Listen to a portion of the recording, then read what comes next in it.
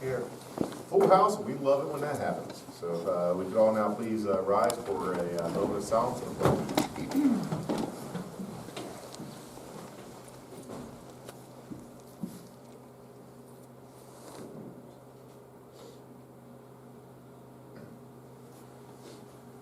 pledge allegiance to the flag of the United States of America and to the republic for which it stands, one nation, under God, indivisible, with liberty and justice for all.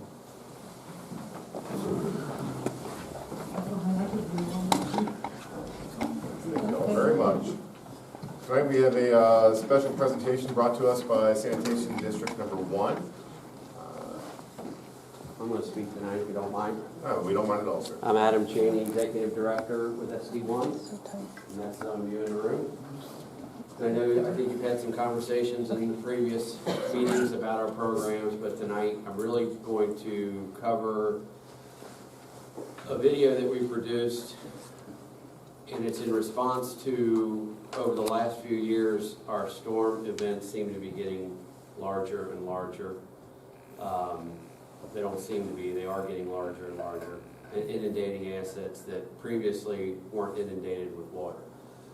So with that, instead of me telling you about the program, I'm going to go ahead and roll the video. It's going to explain our stormwater program. It's really going to explain the limitations to our system, and then explain the programs that we have to mitigate some of the stormwater issues across the region. So with that, I'll go ahead and play the video. Sanitation District Number 1 takes its role as Northern Kentucky stormwater utility seriously. We strive to manage stormwater runoff within our service area. As you might imagine, that's no easy task. As Northern Kentucky developed, long before SD1 assumed control of the region's stormwater management, cities and counties owned and maintained stormwater infrastructure. Regulations were less stringent, drainage plans were not always a priority, and storm pipes were often inadequate or never formally dedicated to public ownership.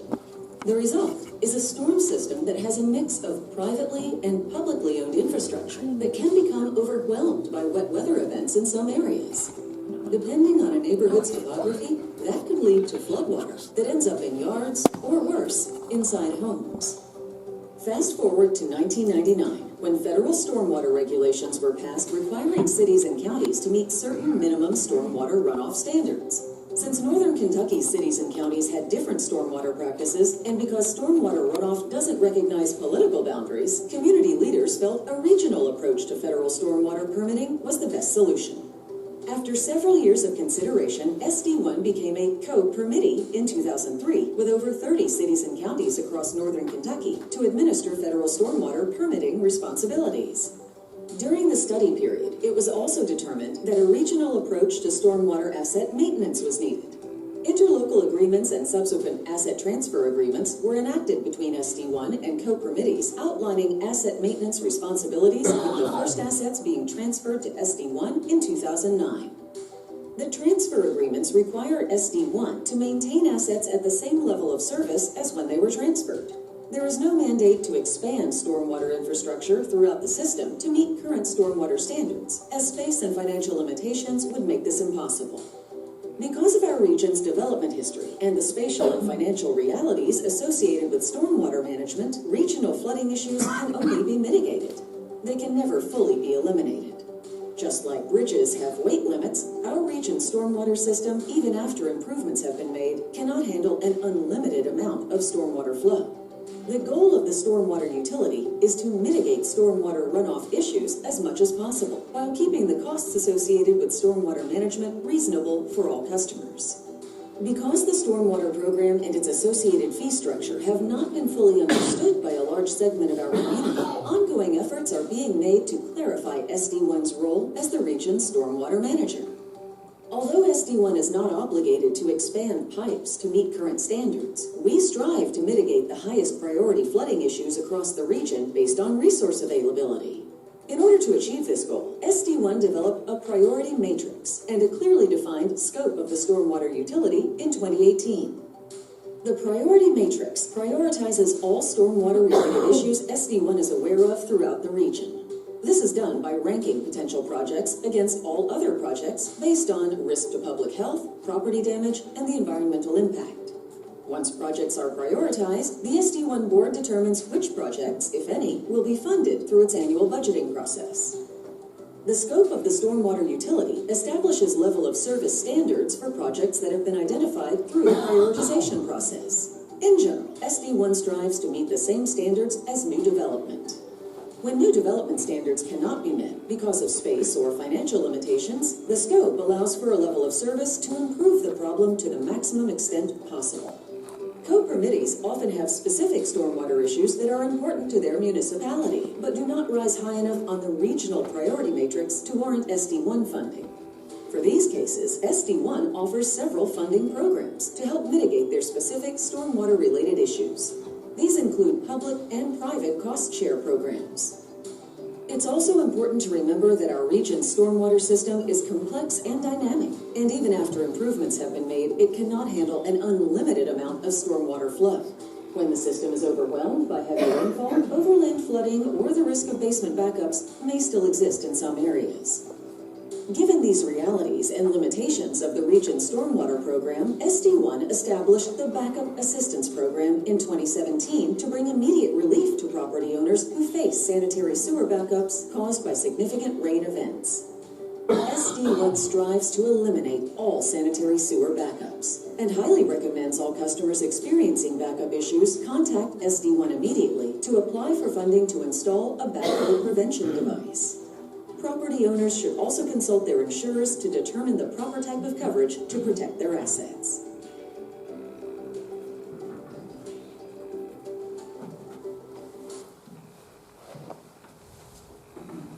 Like I said, really that video was produced after we developed our stormwater handbook that outlined from top to bottom our programs. And Angela, did we bring our handbooks with us tonight? Yes. So you all have a copy of the stormwater handbooks. The stormwater handbooks go into more detail about the programs, our cost-sharing programs, a little bit more history of the stormwater utility itself. So with that, I'll just open it up to questions either about the handbook or about the video or from the audience, either one. So, used to be your backflow prevention valve program, and I don't know if it's this way anymore, I just want to ask, does the applicant have to pay for that up front and then get reimbursed? Or can the applicant have a licensed plumber do the work and it be Yeah, we paid? recently changed that. We changed the parameters, so we moved it from $5,000 to $10,000 max. And we also now allow a check from SD1 directly to the plumber. So we made, based on the response from some of the folks who would like to participate in the program but couldn't, we made some significant changes in the last year just to get as many people into that program as possible. Thank you. What is the typical cost for the backflow device to be placed in the yard? In standard conditions, about $3,500. Okay. You know, when you get into tight, quarters in river cities, downspout disconnects, some other issues in an urbanized area, it could creep a little higher. Our max is now $10,000 because we did run into a couple circumstances where those costs were above $5,000 threshold. So, but a typical backflow prevention valve would be anywhere from, again, typical $3,500 to $5,000 to install that. But that is 100% our cost. Does insurance cover any of those costs? We cover that cost. SD1 pays for all of that. So. Sir, I'll make a comment since I'm the vocal one in this council about this situation. First off, I want to tell you, thank you for coming, Yeah. giving the presentation. I appreciate that. But my problem is, it's like putting a cart before the horse. Okay. Our problem is done here. Now we're getting what sanitation can do and can't do. So I appreciate you, but I don't think it's going to resolve our problem that we have in the present situation. Okay. I do have one other Can question. I ask you what the problem is, and maybe I can help you? What's your problem in Dayton, Kentucky? I'll leave that up to the mayor and the city administrator. Well, I do have another question for you. In the last, I'll say 3 years, Yes. where has most of your money been devoted to? That's a long answer to Well, a simple question. has it been on new development or other issues? The majority of our funds, SD1 funds, goes towards sanitary sewer overflow mitigation around the region, primarily in the river cities. That's the simplest way I can put it. Our sanitary sewer overflow, which would be combined sewer, which is outside the scope of our stormwater program. I understand. Wastewater fees primarily, the largest chunk of our money goes towards sanitary sewer overflow mitigation, which is mandated by our consent decree. And mainly, those are in the river cities. Thank you. So, and again, it's a very short answer to a short question. We do spend a lot of money everywhere else, but I would say the majority of that money goes to that area. Well, I'll try to answer the question on what the problem is we have some residents that have some pipe in their yard that SD1 has said that is privately owned by the owner. Okay. It's pretty obvious what happened, that when the property was developed, the developer didn't do whatever he was supposed to do to turn it over to the city, therefore the city couldn't turn it over to SD1, and now it falls on these people to repair this pipeline. That's what we're. Yeah, we have a third, I have another video, I don't know if we brought with us, that we have a cost share program for those instances. So we have a private pipe program where the city applies, we will work with the city together and the homeowner to fix instances where the city feels like it's necessary. So we have a lot of programs, and that's one of the programs to help kind of legacy pipe that didn't get transferred that the city still feels they want to contribute to. I guess what I don't understand, and probably the homeowners don't understand as well, is why sanitation district wouldn't take that over once it's realized that there's an issue. And it's obviously not a personal drain pipe or sewer line. If it's obviously not, it would have been transferred to us through the transfer agreement. So we have to, if you saw that, we have to prioritize even the fixes to our own system, right? I can't get to every pipe that I even own. I have to prioritize that because we have inherited such a large system, and we score our pipes, we go out and fix the worst ones first. It takes a ton of money to do that.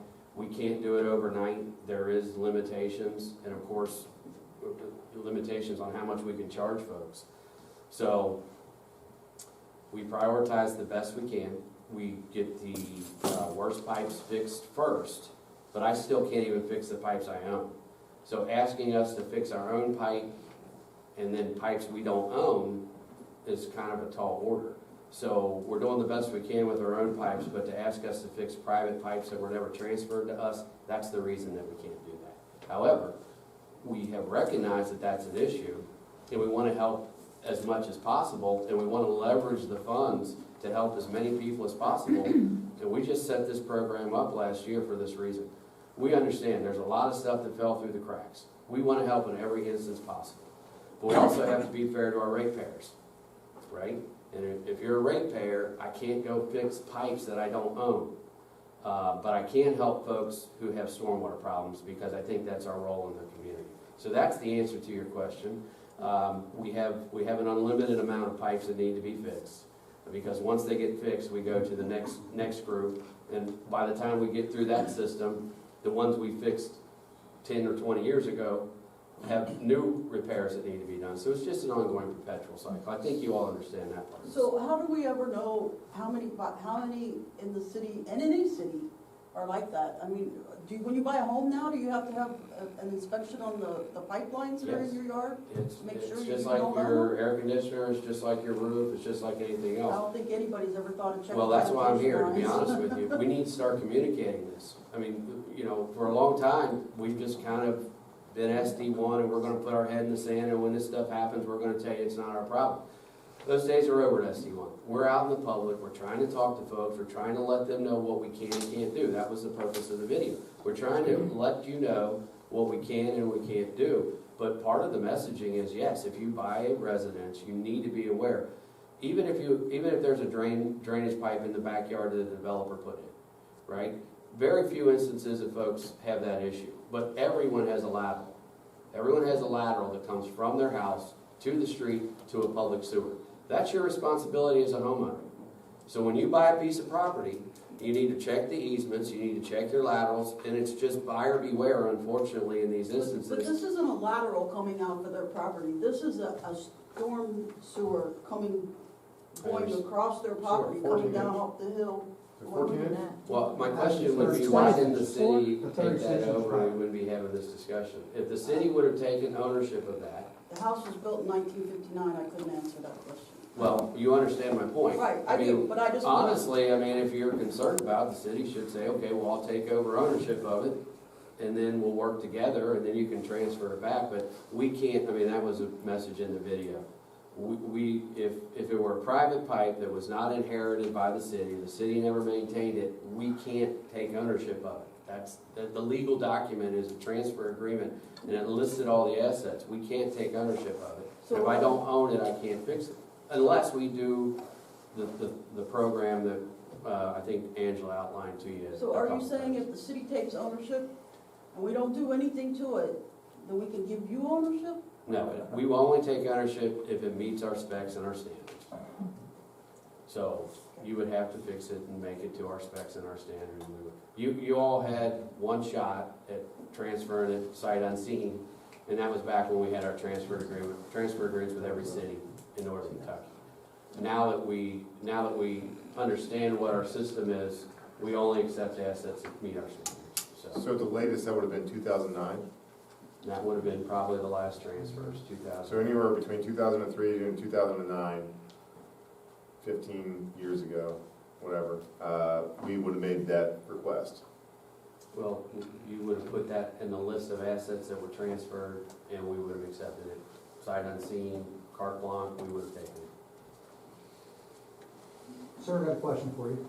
If I could, please. I think you need to ask these folks if that's okay. I want to make one statement, and once again, I want to tell you, thank you for coming. And this ain't all your problem. We haven't done our job, that we is me. Okay.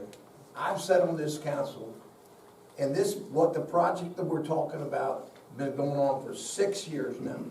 We haven't done our job. Okay. That's me. So I sympathize with the homeowners. Now we gotta fix the problem, and I don't know how to fix it. I'll tell you how to fix it. You just come together with SD1 and the homeowner and we fix it. That's why the program is there. I don't understand why that's an issue. We put the program together to help you get through this situation. So, Well, one of it is an issue is because of the cost. I mean, we got an estimate.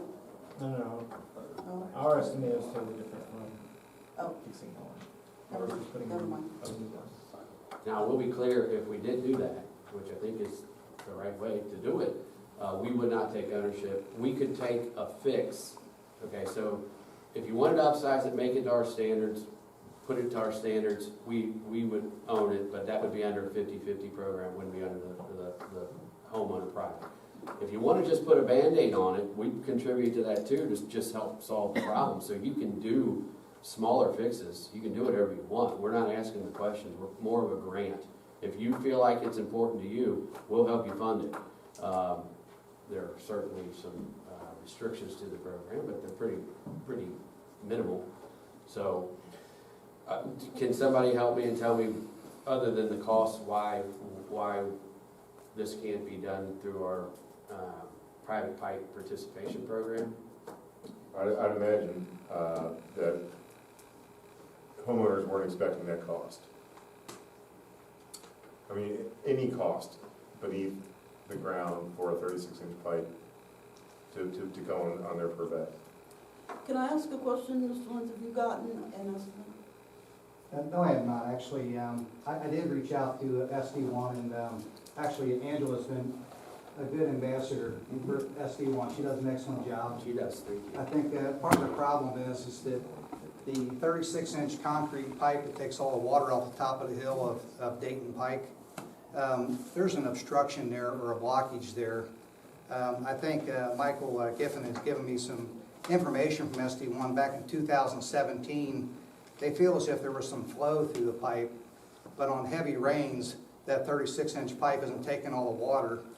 And I'm not saying they have to replace the pipe, but it sure would be nice if SD1 would maybe use one of their power jetters and maybe try to clear that pipe out a little bit, and maybe get an idea what's going on there, because I understand replacing that pipe's very expensive. Right. And the city's kind of drawn a line in the sand to say that they'll do the third, 1/3 and 1/3, but I don't think any of the people in the city have $200,000 or $300,000 to replace a pipe that maybe needs to be replaced. But I think it would be nice if SD1 would be kind enough to run one of their power jetters through that pipe to see if it's open, and maybe run one of your fancy cameras through there. I think that would be excellent.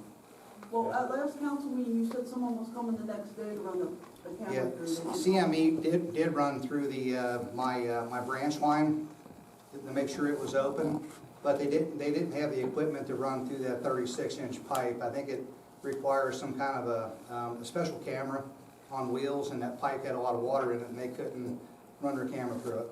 Okay. So I had a CME, you know, they went ahead and they looked at it a little bit, but they didn't have the equipment. But anyway, it's a pretty big expense, and I think it would be nice if maybe, if nothing else, if SD1 would take a look at it, and I think it would address a lot of the issues up on the hill. Yeah, well, I can't commit that we're going to do that because, again, we have a lot of people who have private pipe issues, so I can't commit to you that we're going to do that. However, I can talk to the city and see if there's some kind of special circumstance, some kind of arrangement where we can try to come together and solve this problem. I mean, I'm here, actually I didn't realize why I was here. I guess I was here to give you the video. I didn't realize we were talking about one specific issue.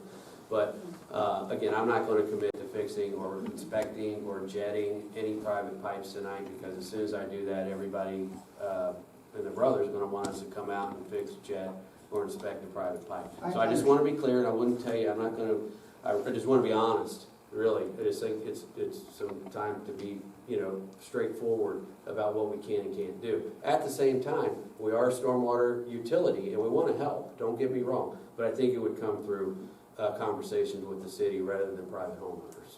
I hope you appreciate that. Yes, sir, I do. Okay. And also, I was going to ask, what's a typical size of a private pipe? You know, what do you define as a private pipe? How big is it typically? They can go up to 48, 54 inches. A private pipe, huh? Well, you have to classify. Remember, private pipe is also under commercial development, right? So they range in sizes. I mean, we have detention structures that are private that probably have even larger pipe. So there is no limit to the size of, within reason, of course. But there's no special category of private pipe falls within a certain size. So. Okay, so the city takes over the pipes, and we contact Sanitation One. Do they come and inspect it and say, yeah, okay, we'll take it, and then maybe doesn't need a repair? You know, How does that again, without inspection knowing happen? exactly where the pipe is, and Angela might know better than I, because I think she's got a little more history on this. We would have to look at the pipe, we would have to kind of look at the history, which I think we've done. You know, again, there really isn't a mechanism for us to take over those private pipes unless, I mean, the way that our documents are written and the transfer agreements are written, that the city would have to have shown that they have some maintenance records on this pipe before it would take it over. And at that point in time, again, that would be the first hurdle. The second hurdle would be it would have to be in a shape that would meet our standards. And without knowing this pipe specifically, I wouldn't even be able to answer the question. But you know, again, we're not trying to pick up any more pipe either, for that matter. But we are trying to help the cities. So, I mean, that's why we're here. We're co-permittees, we're partners in the stormwater. So that's why we create the programs. But as you can probably tell, our programs are pretty black and white, and I really don't like to deviate from them because they're well thought out and they make sense for the situations that we've encountered. There's always exceptions, and if you all feel that this is an exception, we can talk about it. But I think this is we've talked about this, or you all have, several times at this meeting so far. So I'm not gonna give you any new answers that I don't think you've already heard. And if I am tonight, I'm gonna revert back to the ones that were given to you because they're gonna be more accurate than what I'm telling you tonight, so. I have a question on the private pipe issue. So does individuals that have these private pipes or entities that have these private pipes, does SD1 or cities or developers have the right to tie into them?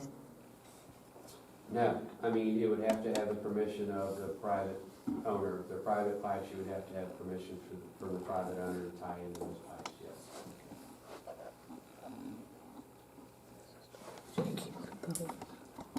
Well, thanks, I mean, I appreciate it, it makes me understand it a little better. I know that it's a huge problem for our homeowners, and it's kind of holding up another project that needs to get done, so there's some. Well, we do have the 50/50 program as well. I mean, that would be another avenue. I'm sure you've explored that. I think have we done any 50/50s with Dayton in the past? Yeah, we've done a few. We just did one. Yeah, so I think your city administrator has all the tools in the toolbox based on our programs, and unfortunately, it just sounds like something that fell through the cracks, and it's not fitting a program, not because it doesn't fit the program, because the costs, it sounds to me, is just higher Well, than it does anybody kind of else. worry me, because I just wonder how many other places are like that in the city. Well, we did, over the course of the last couple of years, we did for these reasons, we moved back and our stormwater engineers came to each city and we redid all the maps just to make sure that we had the correct assets on the map. So we just did an audit. I don't know if it was with Michael or not. Did you do that audit with our guys? So Michael, in the last, I would say 18 months, has sat down with our engineers, looked at our maps and said, is this good, is this not good? We did a full audit of every pipe, so, I mean, for these reasons, again, I mean, I'm not trying to skirt the blame or be defensive about our programs, I'm just being realistic and letting you all know how this went down and what the obligations are, so, but for these reasons, we wanted to make sure that we didn't have pipes that we should have owned fall through the cracks, and we spent, not just with the city of Dayton, with every city in our region, sat down and redid our maps as kind of another check from the 2009 transfer, just to make sure that these things weren't falling through the cracks. So that's just been happening in the last 18 months. So, I mean, we're doing, I feel, of course, some bias, we're doing more than we ever have. We're trying to put programs in place that help as many people as possible, but we're still limited by our legal obligations and, to be fair, to the rest of the ratepayers who pay into the stormwater program, who aren't getting their private pipes fixed. So, again, I hope you all understand that. And anything else we can do under the guidelines of our programs, I'd be happy to talk about or talk to you further about. So.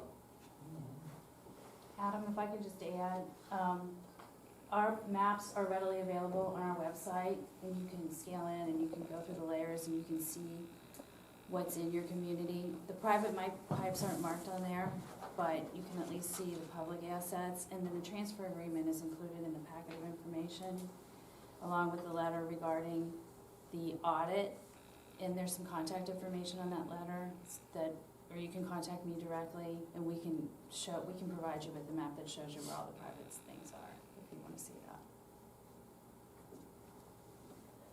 that.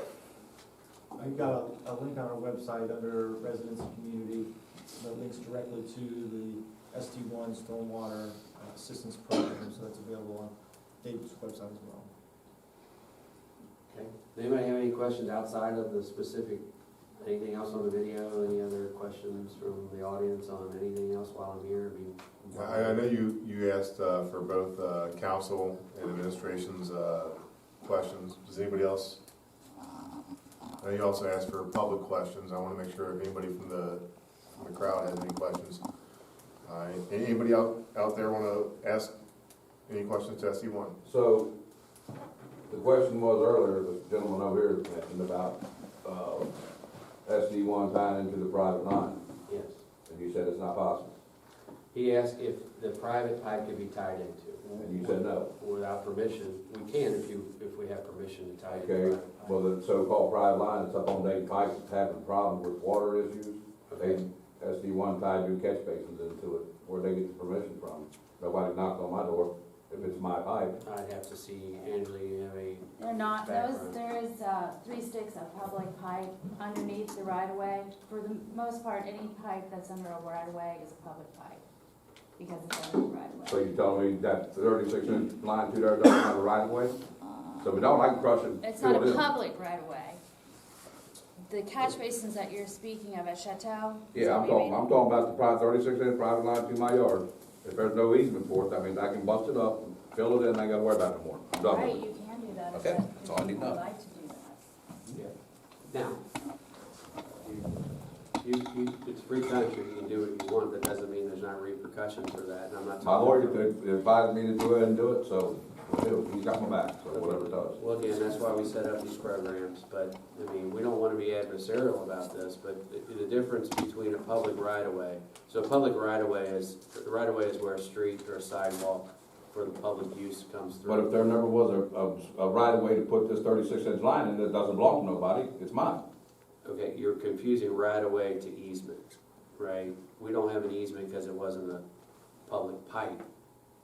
Angela's point is, if it crosses a public street or public sidewalk, public property that's in the right-of-way, all those pipes are SD1 pipes because they're under a public right-of-way, or road, or sidewalk, you understand? So when it gets outside the right-of-way, that section that you're talking about is private, so it doesn't have an easement, but we're talking the same language. I just want to clarify that the right-of-way is, so when you ask, can we tie into it, we did. We tied into it in our own public pipe at the right-of-way, right? And I know this gets confusing. That's why the video was produced. So, you know, there is a hodgepodge of network, of private to public, and it's very confusing. And again, that's why I know I sound like a broken record, but that's why we put these programs together, so that we could cover all these Gouge bases. homeowners. It's just another politic to gouge homeowners, all it is. Bunch of bullshit, whatever it is. Anybody else from the public like to address it? I have a clarifying question. Okay. Because my assumptions may be based on false information, but with other utilities, once you're outside the house, typically water or electric, you know, Duke, if you need to run a new power service to your building, they'll take care of it. Up to the building. Yes. Why is it that SD1 has the approach that past, like the house essentially, or outside, whatever? It's consistent. Your water line goes to your meter box, and your meter is probably, I don't know how long your front yard is, but, so it's not inconsistent. Maybe Okay. inconsistent with Duke, but you have private service from every utility. So we're consistent with the water, you know, you have a section of private, lateral, so to speak, from your water, from your meter, I'm sorry, from the pit to the house. It's the same thing. Our public system goes along the right-of-way, and as you connect where it meets the public right-of-way in our public system. So, it's pretty typical. It's pretty typical, so. Anyone else? Thank you for your time, sir. All right, thank you all, appreciate it.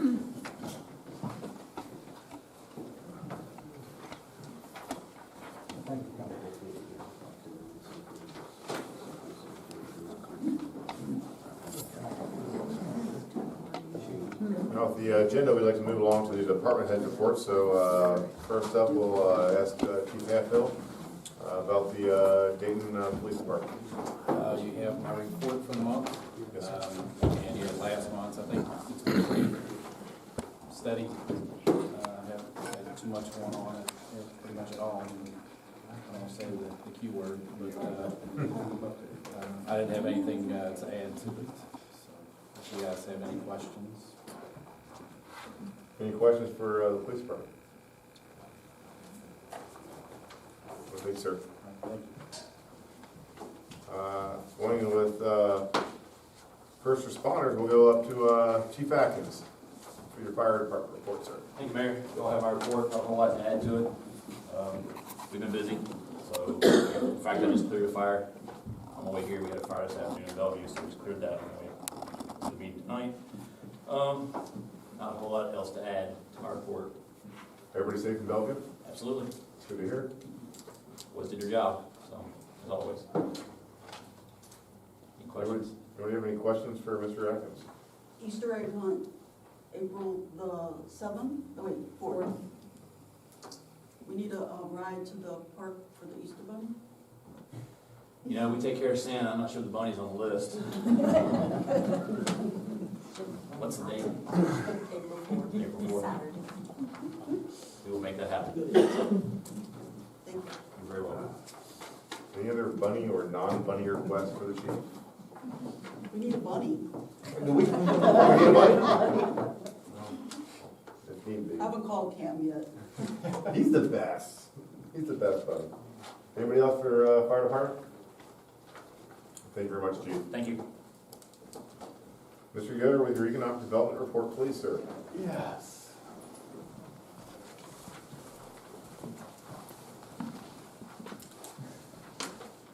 Let's get some financial report this month, but some good news. We'll have a ribbon cutting for Galactic Chicken on Thursday, March 5th at noon. Sent that out. Gonna work with Tapestry at the River, for them to do a ribbon cutting. They're gonna push that back towards April. They have some corporate meetings in March, and so that won't do there. I want to talk about the event.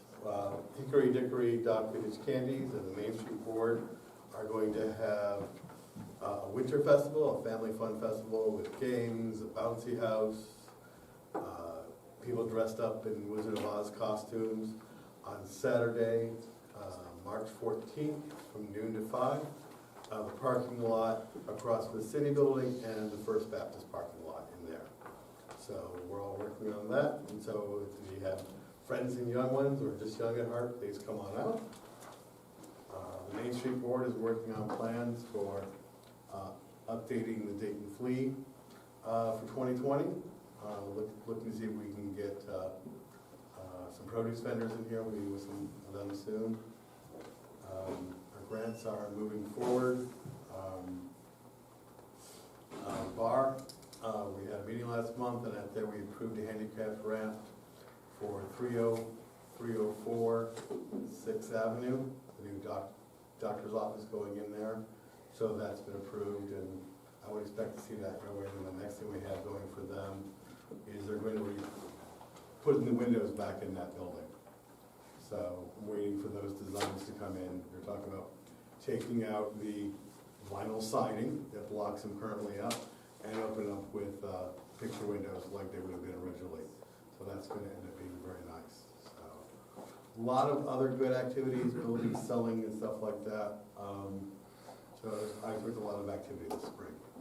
Any questions from council? Okay. Ready to poster? Got one? You want one? Mm-hmm. All right, good, it's all yours. Thanks. The city's been around town. Thank you, Mr. Yoder. I'll set up your presentation. Thank you very much, sir. There you go.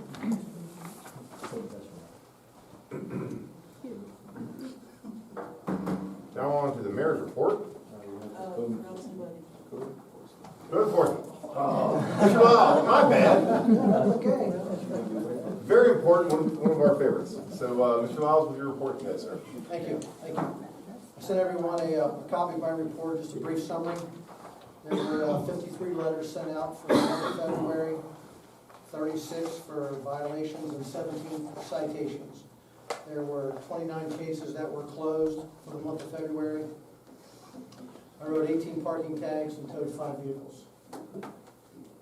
That's all I have. Anybody's any questions, concerns? Questions for Mr. Lyles?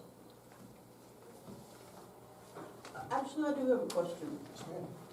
I sent you an email on this, but the amount of garbage that is allowed now, is that something that the city changed, or is that just what? I'm Our not sure, that garbage was via the six- contract that was agreed upon with the city and the public before I got here. Okay, I'm just asking because people are saying they think it's a typo because it's 6 90-gallon cans It's not a typo. per resident? It's not a typo, that's in there. Used to be 4 cans And or 2 one- cans. In one big item. That's Just a lot of Might as well kind of go over that since we're talking about it. One large item consists of, could be a mattress, could be a chair, but anything that is cloth or any type of material has to be wrapped securely, wrapped with plastic and secured.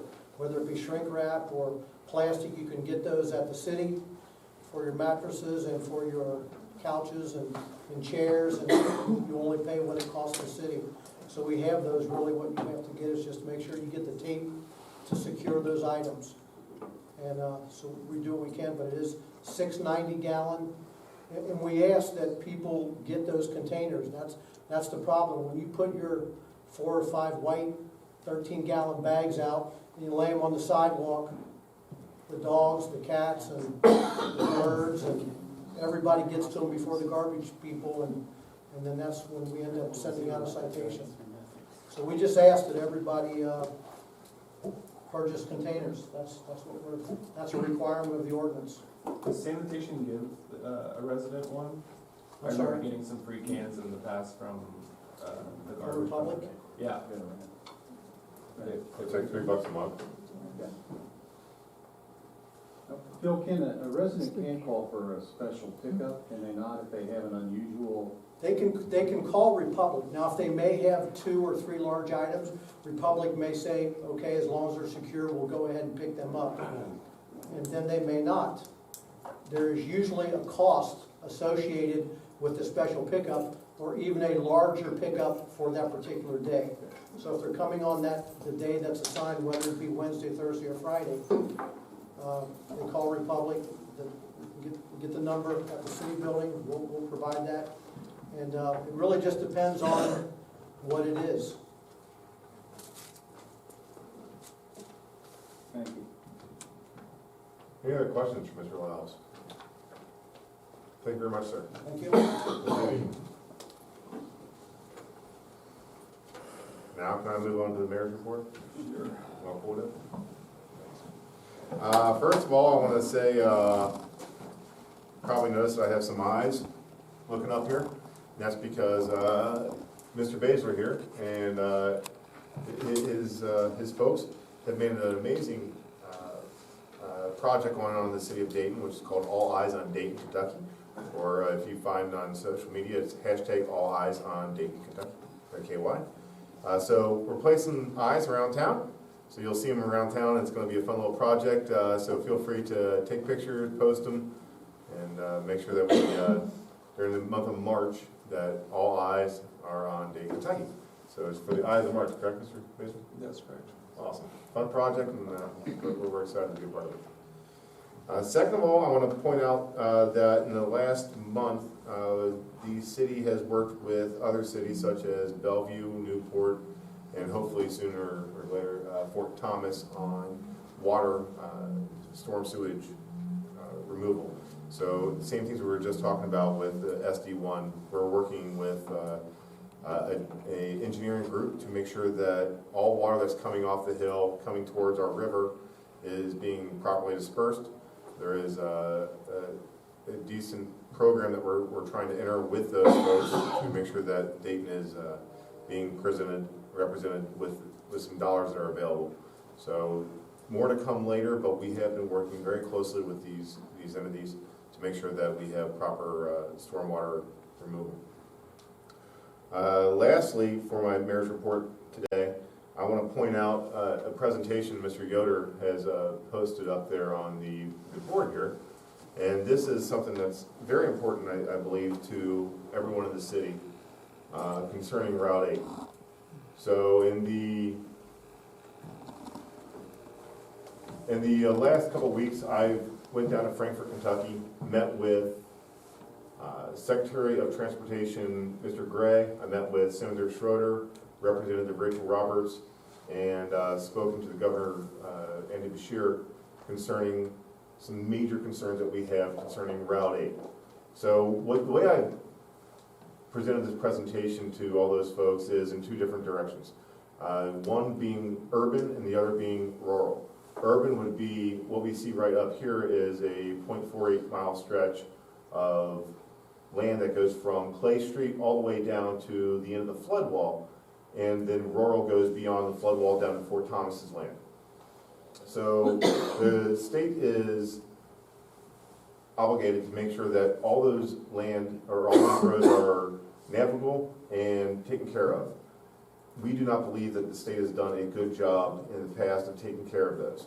Not only in the major issue that is beyond the flood wall to Fort Thomas, which is the 2.7 mile stretch of land, but also very importantly in this 0.48 mile stretch of land here. So in that 0.48 mile stretch, we have 70 plus homes, one assisted living facility that we all know is Spears Court, hundreds of residents, and we also have a industrial park that has many employees that are being serviced by this road that is completely the responsibility of the state.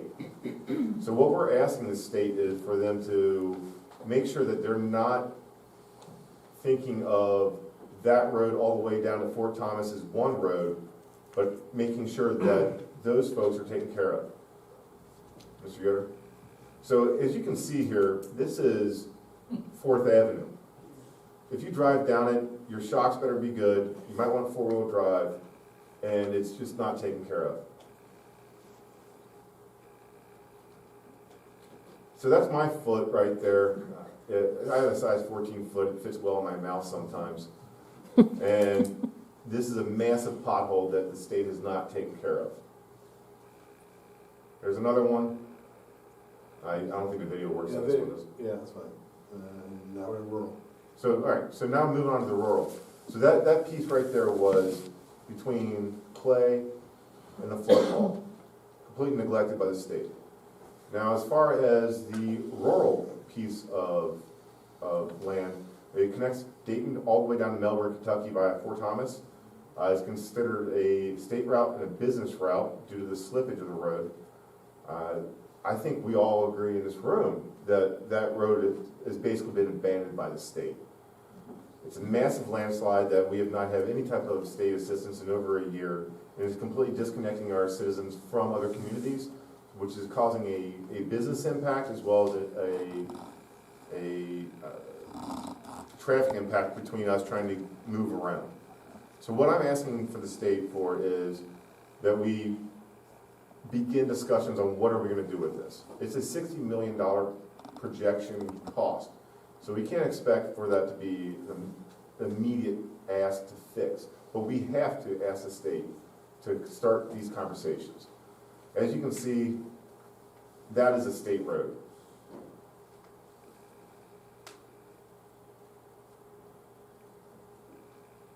That's a state road. And that's the slippage down past Aquamarina that, I don't know if you all have made that trip down there, but obviously it's impassable and it is continuing to slide. So I wanted to make sure that everybody knows that we are actively taking acts to make sure that the state is paying attention to what we consider major problems within our region. So once again, we're meeting with state officials because it is their road. We've asked them, if you can't fix it, please let us, because we can fix it quicker than they if they're not going to pay attention to us. So I just wanted to bring that to everyone's attention. And that is my mayor's report for the day. We're moving along to the approval of minutes from the February 4th council meeting. Ms. Ledger? Do you have a motion for the approval of minutes? Yeah, the motion. I'll make that motion. Second. Thanks. Motion is made. Second. Any comments? Who did the second? Mr. Coulter. All in favor? Aye. Any nays? Any abstentions? Passes. Moving along to the ordinances and orders. The second reading of the ordinance of 2020, number 1. The amending of Chapter 154 by adding event facilities and child care center as a conditional use in the R1 JJ zone. City of Dayton, Kentucky, ordinance number 2020, number 1. An ordinance amending chapter 154 of the Dayton Code of Ordinances, commonly referred to as the City of Dayton zoning ordinance, by adding event facilities and child care center as a conditional use in the residential 1 JJ zone. And that's the second reading. So for a second reading, do I have a motion? I'll make the motion, pass 2020, number 1. Mr. Lentz made the motion, do we have a second? I'll second. Ladies first. Ms. Cornett made the second. Do we have any comments? Mayor, Yes, sir. you or the city administrator, could one of you explain exactly for the audience, for the rest of the citizens, exactly where this is at? Because at present, I think we have a daycare center already in an RJ1 zone. I mean, isn't Kate's Catering and up to Clay Street, isn't that the zone? No, R1JJ is a very complex little algorithm for just a single-family zone. I don't know why they just don't say that. It's our largest zone in the community, encompasses a good deal of the community. Kate's Catering is in the central business district. Okay. The reason for childcare, that actually is just a wording clarification in the text. There was a couple different things in different texts that had different words for daycare or childcare.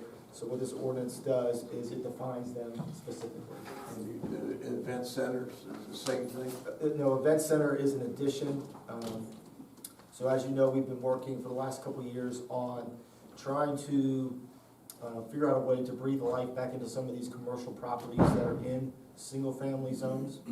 What happens is when you get these single-family zones, or when you get a commercial building in a single-family zone, it has no use, because the only permitted use in a single-family zone is a single-family home. So what we've done over the last couple of years is that we've added in different conditional uses for specific commercial properties in these single-family zones so that they could be viable as commercial properties once again. So we've been approached by someone that has purchased the property and was looking into doing an event center. So that's how the process got started. So this zone could be within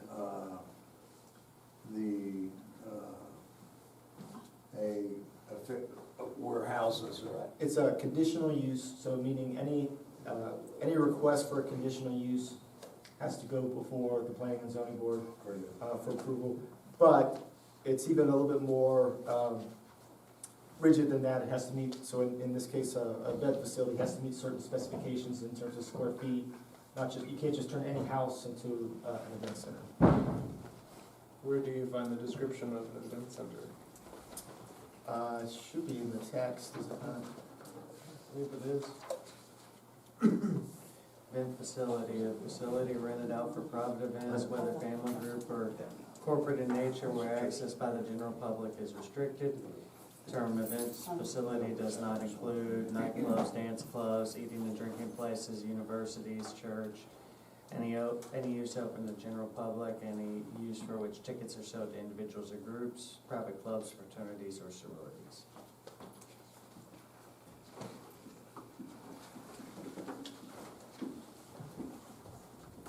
And of course, it has some restrictions, even with the event facility, which includes that it should be the adaptive reuse of a building or structure constructed prior to January 1st, 2020. No exterior alteration shall be permitted for purpose of increasing building capacity. May be included within or entered from within any use permitted in the zone. Sale of alcoholic beverages prohibited on the premises. And then there's some parking requirements for off-street parking. So an event center that can't have alcohol? No, they can have alcohol, they can't sell alcohol. Interesting. So like a wedding venue, they can bring it in. Just can't sell it. Essentially keep them from becoming a bar. Do you have any more comments? Ms. Ledger, may I please have a roll call for 2020 number 1? Member Baszler? I have to abstain. Member Cornett? Yes. Member Burns? Aye. Member Lynn? Aye. Member Volter? Aye. Member Neary? Aye. The ayes have it. Second order for the evening would be 2020 number 2R, Romeo, declaring the city-owned property as surplus for 3 police cruisers. City of Dayton, Kentucky, municipal order number 2020, number 2R. A municipal order declaring city-owned property as surplus and authorizing the mayor to dispose of 3 police cruisers. We have 2 2008 Ford Interceptors and 1 2009 Ford Interceptor. Do I have a motion for 2020 number 2R? I'll make that motion. Motion by Mr. Burns. Do I have a second? Second. Second by Mr. Volter. Do you have any comments? My only comment is I hope we got cruisers in the budget. Oh, you want these cruisers? Yes, sir. Roll call, please. Member Cornett? Yes. Member Burns? Aye. Member Lynn? Aye. Member Volter? Aye. Member Neary? Aye. Member Pacer? Aye. The ayes have it. Moving along to the city administrator's report, please. Thank you, Mayor. I have 2 handicap parking requests. The first is on 328 3rd Avenue. The applicant meets all the requirements as set forth in the ordinance. I'd like to ask for a motion to approve. I'll make a motion to approve that. Second. Ms. Cornett and Mr. Lynn have made the motion in the second. All in favor? Aye. Any nays? Any abstentions? Ayes have it. Second one is for 809 6th Avenue. Again, the applicant meets all the requirements as set forth by the ordinance. I'd like to ask for a motion to approve. So moved. Second. Mr. Volter and Mr. Baser have made the first and the second. All in favor? Aye. Any comments? Any nays? Any abstentions? Ayes have it. Moving along to Hold up, the... Mayor, no. Oh, my bad. We're curious what your all's thoughts would be on us maybe presenting you all with a change of the handicap parking ordinance that would allow this to be handled in-house, so we don't have to keep doing these at every council meeting. Curious if there's anybody in favor of that. I don't know. I mean, you're doing all the legwork already, checking it all out and making sure they abide by the ordinance. I'll put together some language and submit it to y'all for next meeting. I figured that might be a consensus that it's. I would say, just let us know where they're going, so we just know. Sure, yeah. Because, one thing about it, we do sometimes in certain blocks get overwhelmed with handicap parking spots. But I don't have a problem with it. I think in the 6 years that I've been on council and mayor, never been denied. Yeah, it Because just they all seems. meet the requirements. requirements. Yeah, it just seems overkill. It's something that I think we could do in-house. We already investigated, as Dennis said, so. Just want to make sure, if y'all are comfortable with that, we'll draft some language and present it next week. And that is all I have for my report, unless anybody has any questions, I'm happy to answer. You all got a copy of my monthly report. Thank you, ma'am. Well, now I can open up the floor for the audience. So anybody from the audience who would like to approach council and administration, please take the podium and state your name and address.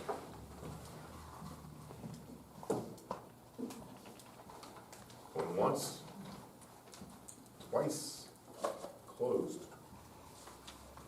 Do we have any unfinished business for the evening? Council? Administration? New business. We definitely have the Dayton Bellevue Memorial Day Parade, which is probably our biggest tradition, our proudest tradition. It's coming up on Memorial, or the day before Memorial Day, May 25th, 2020. It's 91 years we've been celebrating Memorial Day here on the Avenue. So, anybody like to have any comments on that? Of course, we welcome anybody who'd like to participate in the parade to please reach out to us or Ms. Sparks. She is taking care of the parade this year, as always. We appreciate that. And I believe tonight they're having a meeting, and Amanda Bowman is there on our behalf, so we certainly appreciate her work. Do we have any reason for executive session this evening? No, Mayor. With that, would anybody like to make a motion for adjournment? So moved. Mr. Bolter? Mr. Lynn, seconded. All in favor? Aye. Any nays? Any abstentions? We are closed. Thank you very much for the evening. See you next month.